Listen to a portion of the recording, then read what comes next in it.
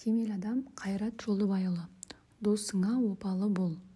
Жаңа дос табу деген сөз ескі достарды өміріңнен мүлдем сызып таста деген сөз емес. Тек тірлігіңе кері әсер келтіретін жандардан алшақта, ара қашықтық сақта, олардың теріс ықпалына түсіп қалудан абай бол дегенді білдіреді.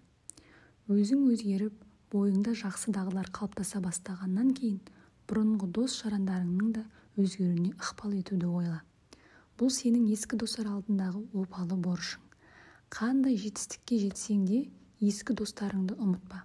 Қазақтың жорға мінген жолдасына қарамайды, немесе жаман атқа жал бітсе, жанына торсық байлатпас, жаман адамға мал бітсе, жанына қоңсы қондырмас деген мақалдары досқа опалы болуға, құлағанға тіреу болуға шақырады.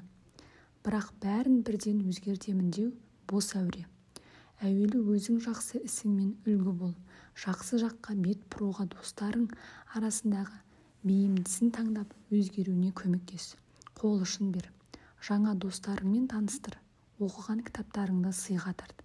Пайдалы курстардың есігін көрсет. Олар сенің өзгергеніңді көріп, оған куә болған жағдайда өздері ақ саған ұқсауға тырысады. Жоғарыда адам миында айна нейрондарының бар екенін айттық. Бұл нейрон арқылы адам көргенін қайталауға бейсаналы түрде әрекет етеді. Мінсіз дос іздеме. Әр адамның өзіне тән әлсіз тұстары, қате әрекеттері болады.